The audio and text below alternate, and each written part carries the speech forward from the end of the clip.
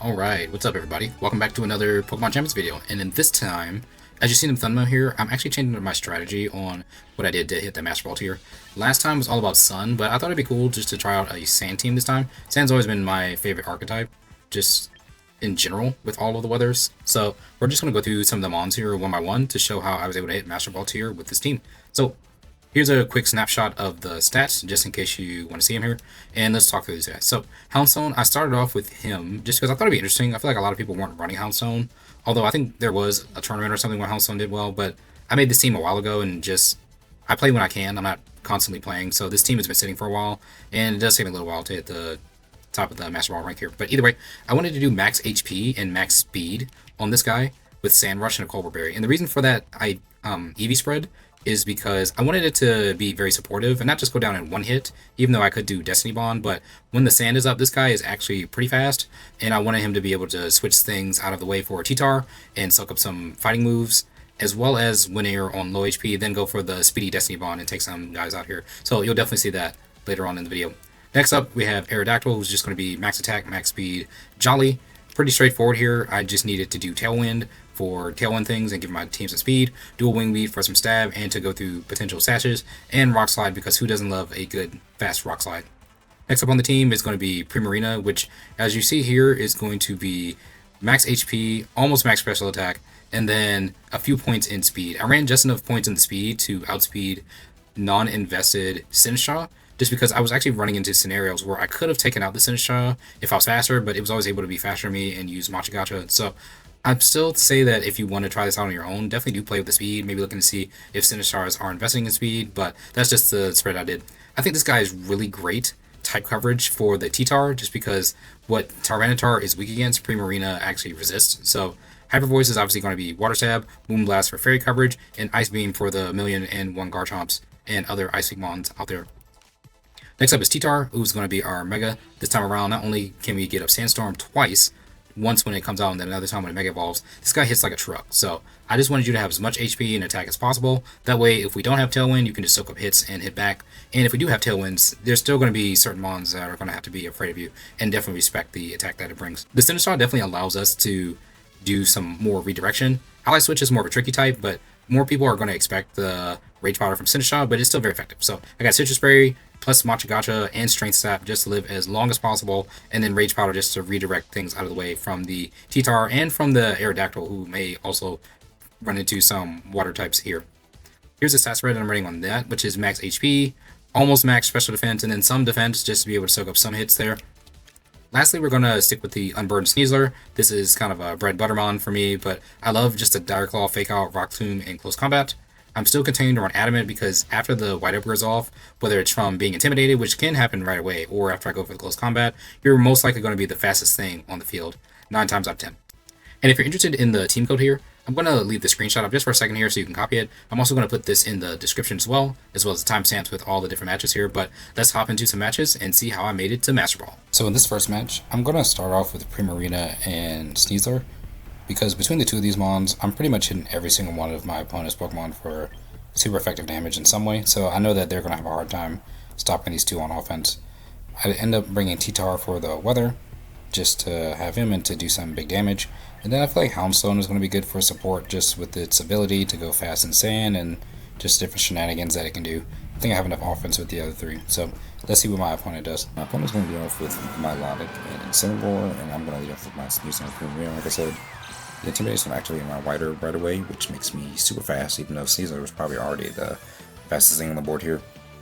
For this first turn, I'm definitely thinking to probably just do Hyper Voice with the Primarina for damage on both, and just wanting to fake out the Milotic just to keep it from moving forward this first turn. My opponent's going to hard switch out Incineroar into Sinistcha, which puts them actually in a better position than they were before. Fake out does flinch the Milotic and stop it from moving.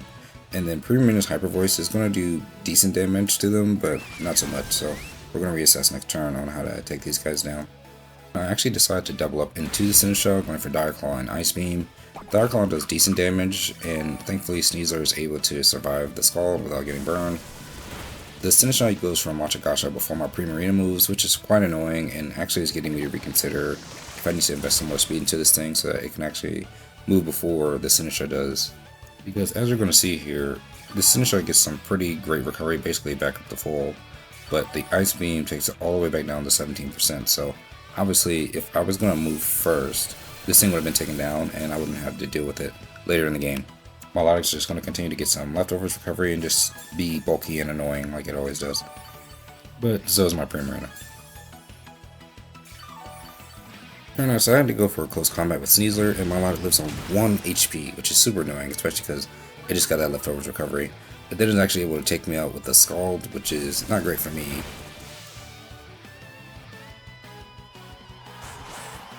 And the question I'm now wondering is Primarina going to survive another Matcha Gotcha? I know it's going to go first, and unfortunately, takes me out, which puts me in quite a bad position here. My opponent definitely is at an advantage, at least for now.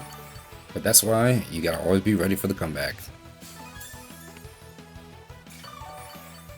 This next turn, I'm gonna bring in my Sand Duo, which are the last two I had in the back, which is T-Tar and the Houndstone here.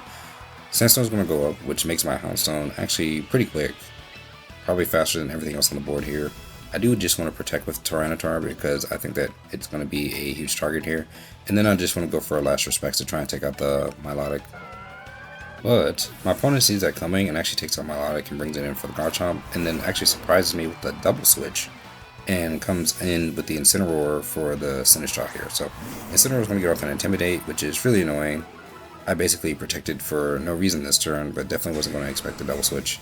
And then Last Respects is going to at least do some chip, but we're going to need to bring that thing down a lot more to make sure that it's not a threat. This turn I decide no more playing games. We're definitely going to Mega Evolve the T-Tar just to be able to do max amount of damage and be able to take any of the hits. I also wanted to burn the Garchomp as soon as possible, so I go for the speedy Will-O-Wisp here, and thankfully I didn't miss this. This is definitely going to help me come back this game. I know Garchomp's either going to Rock Slide or Earthquake, but I'm assuming Earthquake just for damage with the super effective on T-Tar, which it does. It doesn't do that much damage because of the burn, thankfully.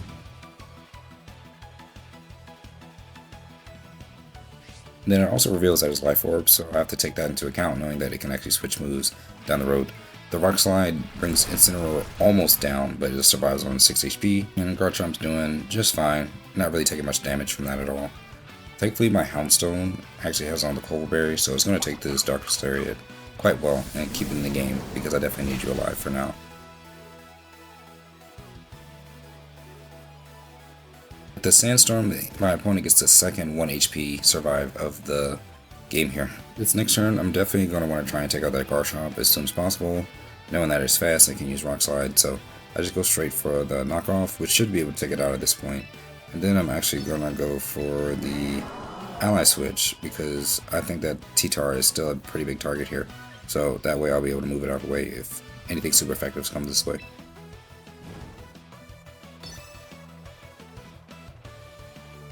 My opponent, though, decides to switch again to Sinistcha from Incineroar. Not only does it heal up Garchomp, but it gives him the potential to bring it back in later and hit me with another Intimidate to lower my attacks more.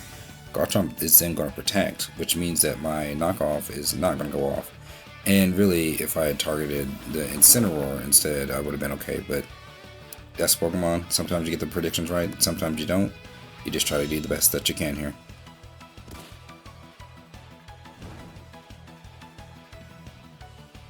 This turn, I definitely decided that both of these guys can go down to individual attacks, so I'm going to Last Respects to Sinistcha, knowing that Houndstone will most likely move first. I don't think we'll be able to take out the Garchomp, but I can definitely take out the Sinistcha, and so I'm going to rely on T-Tar to do enough damage to get rid of the Garchomp, even though it's intimidated. And just as expected, Last Respects does take out the Sinistcha from here, which stops one of his pieces from moving this game and gives me a little bit of momentum. I'm able to survive the Earthquake again thanks to that burn, staying nice and healthy here. And between the Life Orb damage and then what T-Tar is going to do with the knockoff, this thing's definitely going to go down. So it really just shows how strong T-Tar is, since that was a -1 attack right there. And now with the momentum being reversed, because both my opponent's Pokemon are kind of on their last legs here, it's going to send out the Incineroar and Milotic, pretty much both at kill ranges, even with the -2 attack. I know there's one more turn left of the Sandstorm, so Houndstone should definitely move first with the Last Respects, so I'm just going to go for it and hope that he doesn't protect here. And then with the T-Tar, I'm definitely going to protect you though, just because you are a target and you're still pretty slow here. That way I can get down to the 2v1 on the next turn. T-Tar goes for the protect, dodges the fake out from Incineroar, which I pretty much knew was going to be coming my way since Houndstone's a ghost. And then last respects takes out the Melodic without issue here, so this really puts me in a good position to be able to win the game in another turn or two.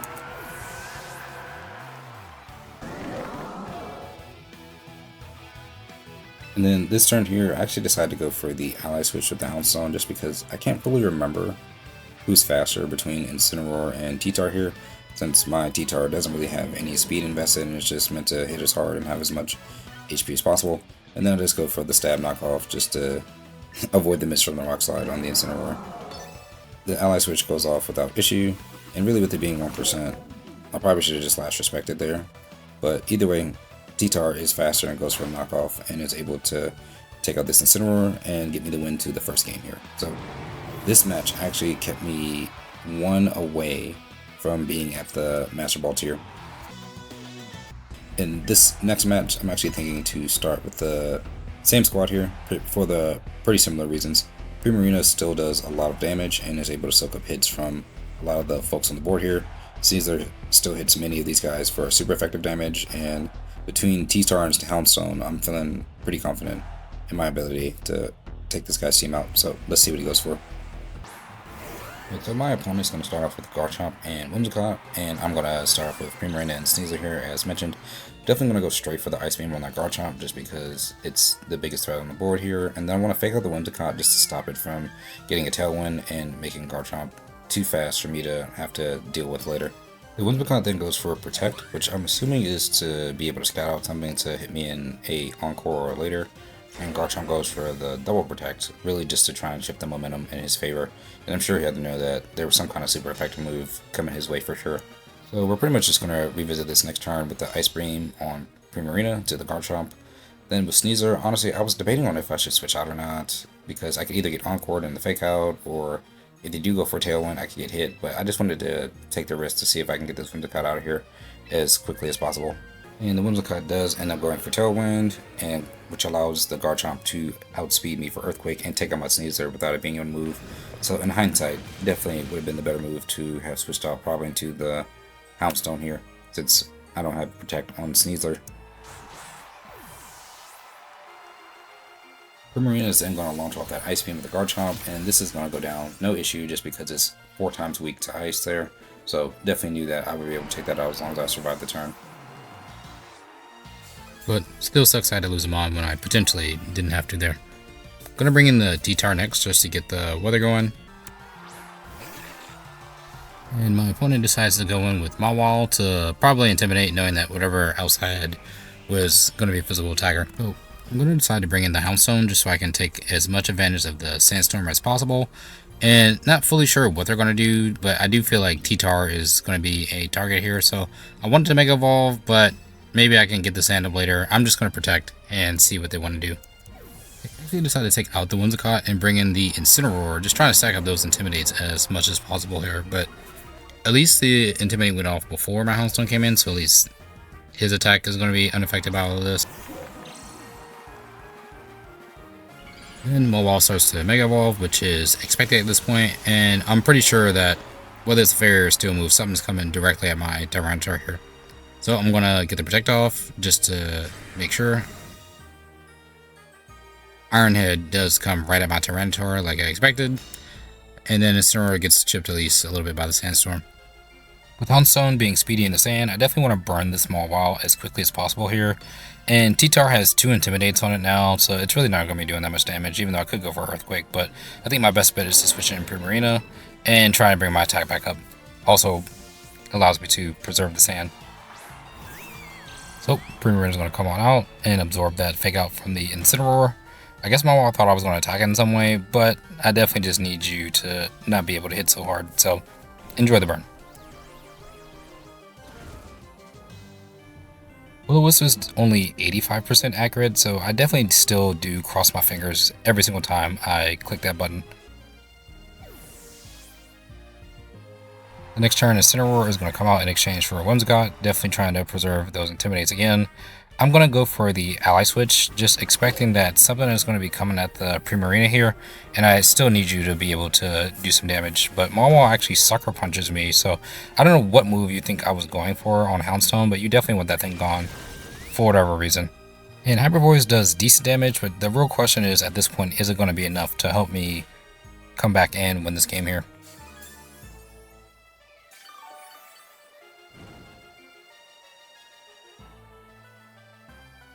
I decided to protect on the Primarina, thinking that it's going to get taken out the next turn, but then their Marwall also goes for protect, which I really wasn't expecting. Whimsicott then encores my Houndstone into the ally switch, which is not great for me at all. We're going to have to start playing mind games around 1, how many turns of ally switch am I going to do, but 2, is the ally switch even going to work, since if you use it multiple times, there's a chance that it may not work.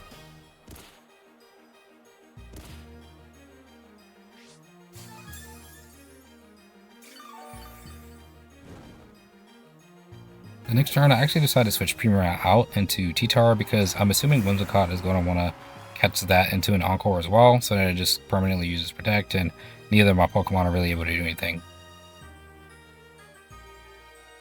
Maul then goes for the Play Rough on the T-Tar and actually takes me out, which I was surprised by because it was burnt. But then I realized it was a crit, which means that not only does it ignore the burn, but it actually does more damage than possible. So sometimes you just have to laugh at the RNG of this game. You know, you love it when it's on your side, but hate it when it's against you.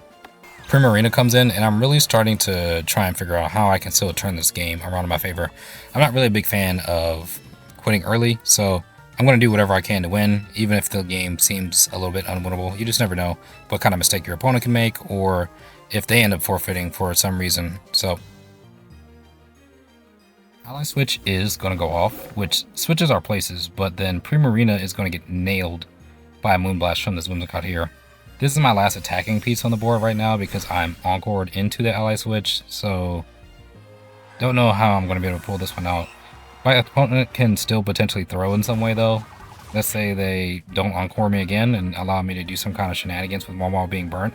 I can still win this game, so I don't forfeit. My opponent does not throw, locks me back into the ally switch, and that pretty much seals the match at this point. But the name of this video was showing how I actually made it to Master Ball tier, so while I did take the loss here and thought that it is important to show your losses sometimes, we're going to keep going to show me how the next 2 games I was able to climb back up and actually hit the rank. In match 3 out of 4, I'm going to be running a similar play, just leading with the same 2 up front, because like my other opponents, I do think that I'm just able to hit a lot of these guys for super effective damage right off the bat here. Staraptor is going to be something I'm definitely going to look out for. I know a lot of people seem to have a hard time playing around this guy, but really I just try to take him out as fast as possible before he gets all those boosts off. So let's see if I'm able to do that and what else my opponent is going to bring. So my opponent leads off with the Garchomp and the Staraptor, trying to flex all his shinies on me. Intimidate is going to trigger my White Herb, again making Sneasler potentially the fastest thing on the board. I wanted to fake out the Garchomp with the Sneasler just so I didn't get Earthquake right away, but he actually takes it out for the Sinistcha. He also pulls out the Staraptor right away in for Goldango. So 2 ghosts out on the field. Fake out obviously isn't going to do anything this turn. And Moonblast, with Goldango being a steel type, is going to do very little, but any damage is good damage. So we'll take that since he didn't attack me at all. Next turn, I decided to swap out the Sneasler for the T-Tar just because I don't really have many moves that can hit either of these guys. And then I go for a Protect on the Primarina, thinking that the Make It Rain is going to come in and do some big damage here.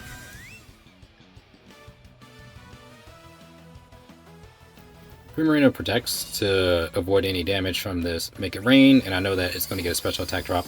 T-Tar is going to take this not super well, but not terribly so. And with the special attack drop next turn, I may be able to live something. I'm pretty confident I can live whatever Sinistcha wants to throw at me as well. So T-Tar is just going to continue to be a bulky boy, which is why I wanted to run the max HP. And Primarina pretty much gets back up to full with the use of his leftovers. Goldango actually comes out with Staraptor coming in, not only getting Intimidate, but resetting the Goldango special attack. I actually go for Protect on T-Tar, expecting it to be the target and wanting it to live past this turn. I then go for Ice Beam on the Sinistcha. I know that it probably won't kill it, but even with Machagacha, it shouldn't be able to take a second one after the recovery.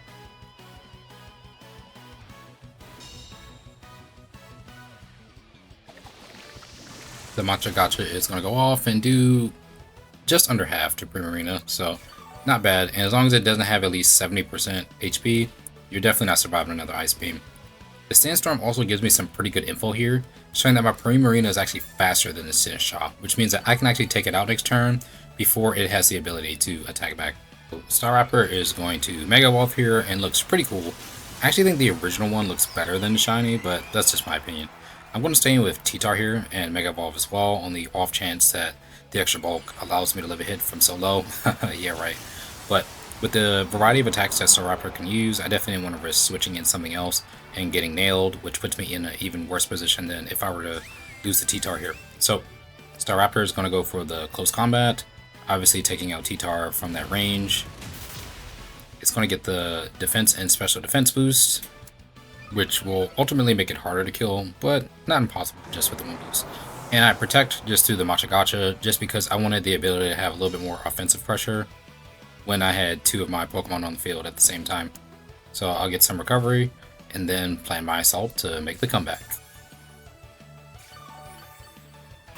I'm going to bring in the Houndstone and flex my double shinies on him as well, but definitely want to burn that Staraptor to make it do as little damage as possible.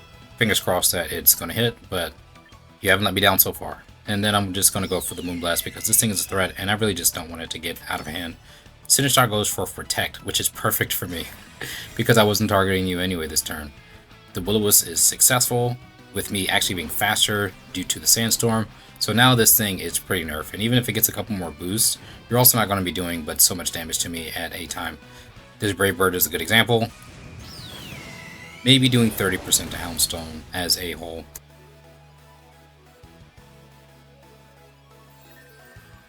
So I will see your Brave Bird and raid you 1 Moonblast, which gets it down to 9%, which I think is great because after the Sandstorm and all of the recovery goes off, I'm pretty sure that that means Staraptor is now in range just to go down with the weather here. So definitely one of the advantages of playing with sand. This guy is out after 1 hit, even with the boost. So if you like how easily I was able to take out that Staraptor, even though it had a couple boosts up, definitely make sure to like the video and subscribe to the channel. I am a relatively new channel, so any and all engagement definitely helps me continue to grow awareness around the page here. This next turn here, my opponent must know that Sinistcha's days are numbered, which is why it tries to go for the double protect, but thankfully it fails, because I'm able to hit it pretty hard with Last Respects. The only reason it lives is actually because of the Ghost type Resist Berry, which I haven't seen on ladder before, but let me know if you guys are seeing that more commonly. Thankfully my Primarina does survive the Earthquake, but Sinistcha was thankfully chipped enough to be able to go down there. So guess who's getting ready to get nailed with an Ice Beam? Have a nice day, sir.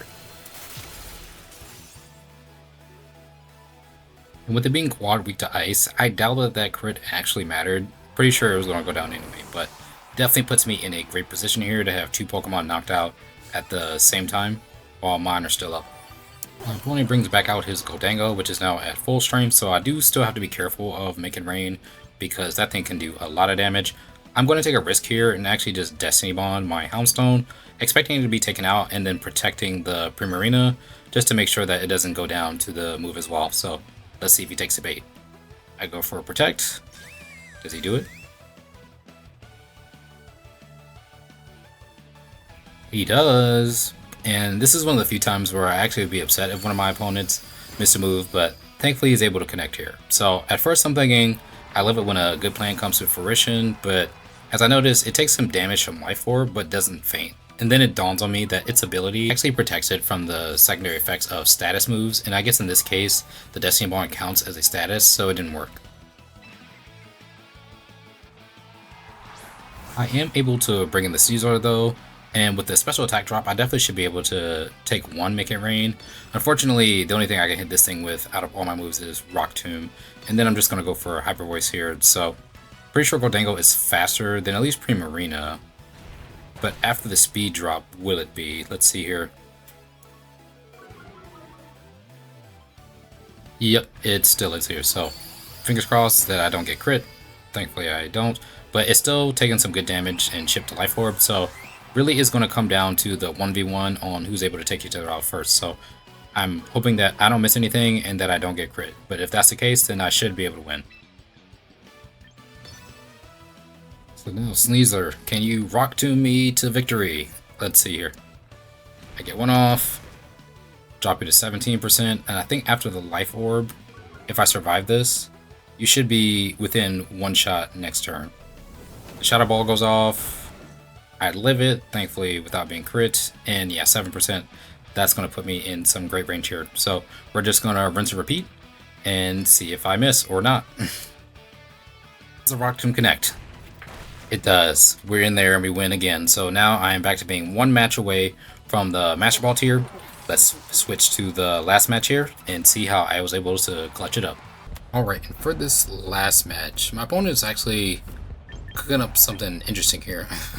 Not fully sure what to make of this team, but in my choices, I definitely do think Aerodactyl is going to be good here just because I do think I can benefit from a little bit of the speed control with Tailwind along with the Rock Slide shenanigans. And I'm going to bring up Sand right away since I don't have any other type of weather to counter that, at least not from any of the Pokemon that they're bringing.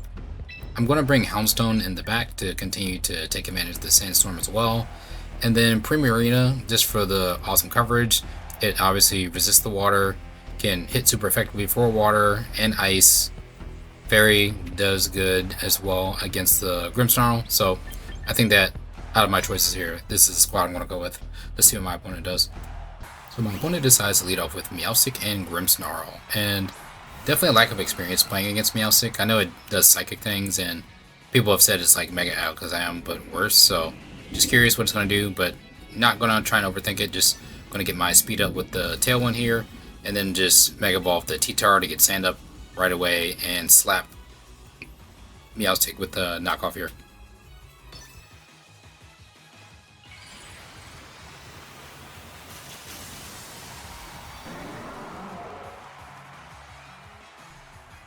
Does anyone else wish that they can just skip the animations for Mega Evolution sometimes to save you some time in the game?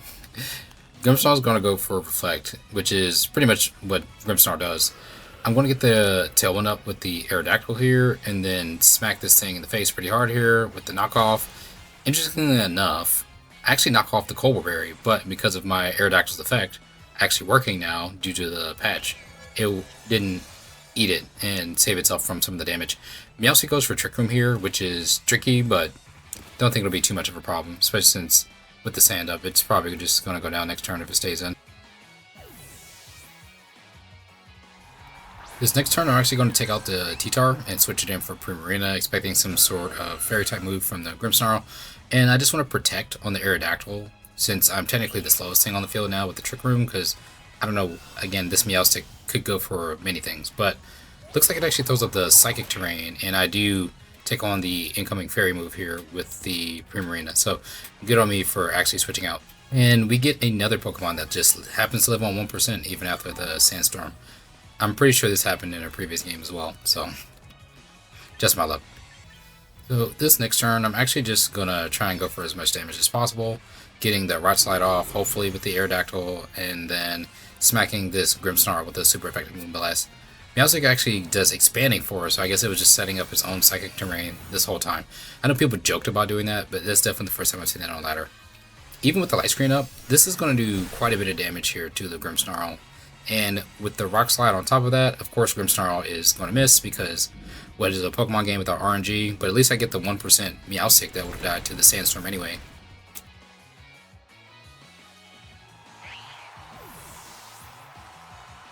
Grimmsnarl is going to go down to 6% as well, and with my luck, it's probably just going to live on 1% next turn if I don't attack it. Opponent's then going to send in Blastoise, the Festive, which I'm assuming means that it was one of the reward Pokemon for one of the events or like giveaways or something like that. I have a Charizard that says something similar. But either way, I just want to wait out this Trick Room just with Mega Blastoise potentially doing some pretty big damage here and having screens up as well. So I'm ultimately going to just do a Protect on the Aerodactyl and a Protect on the Primarina and see what happens after we count down. Honestly, even though Blastoise is going to be the Mega of choice for my opponent here, I feel like when they invested so much in just trying to do this Expanding Spores with the Meowstic, you might as well just commit all the way and Mega Evolve that. But to each their own. I'm going to go for a Protect here on each of my Pokemon, like I mentioned. Primarina is going to eat this Play Rough, which I figure would probably come my way.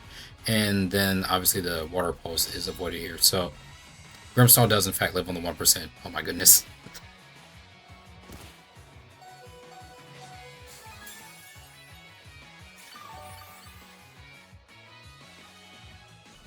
The next turn I decided to take out the Aerodactyl because I don't want to risk missing a double protect and getting knocked out by the Water Pulse on that Blastoise.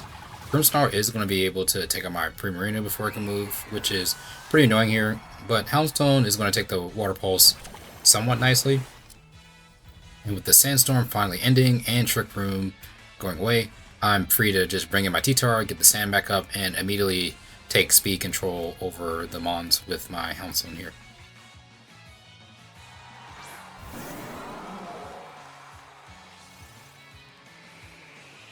Ultimately, I decided to do the ally switch just because I know that T-Tar can get hit super effectively by both the Mons.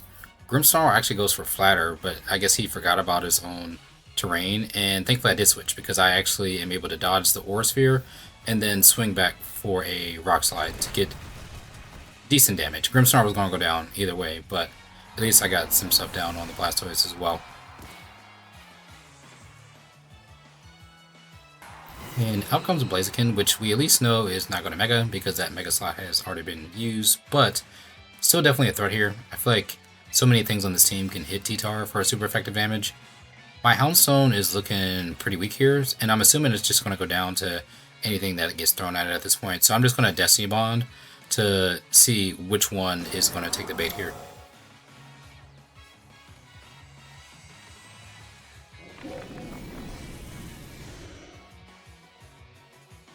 Thankfully, I did protect the T-Tar. I saw that one coming from a mile away, and you made the mistake of going for Water Pulse on Houndstone. So either way, I either would have dodged it with the Protect, or I would have just had the Destiny Bond up and used it again, but down goes Mega Blastoise, just like that. And this now puts me in a great position to be in the 2v1 versus Blaziken. Blaziken with the speed boost is probably going to be faster, and the sash on my Aerodactyl is broken, so I still actually need to be pretty careful here. Never know if it can go for Rock Slide or something like that and get the double flinch, which has happened to me before in game, and it absolutely ruined all the momentum that I have. So I'm just going to go for super effective damage on both of these Mons, and have my fingers crossed that Blaziken is going to be able to pick one and not the other, and whoever survives the hit is going to be able to take it out. But even with the speed boost, my Aerodactyl actually moves first because it's just such a speedy beast here.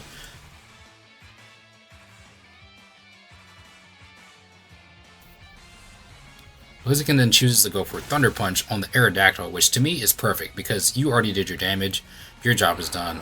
That just leaves it up to the T-Tar, and I know that you're not about to survive this Earthquake unless you're holding Bright Powder, which, again, you just always have to account for in these games. It can be pretty wacky with the RNG, but with that, Blaziken is going to go down. I'm officially back at Master Ball rank, and I thank you guys for watching. So definitely make sure, again, to like the video because it helps out so much, and subscribe for all the future Pokemon content. Whether it's just casual or competitive, there's definitely going to be more of that on this channel in the future. So I'll catch you guys in the next one. Take care.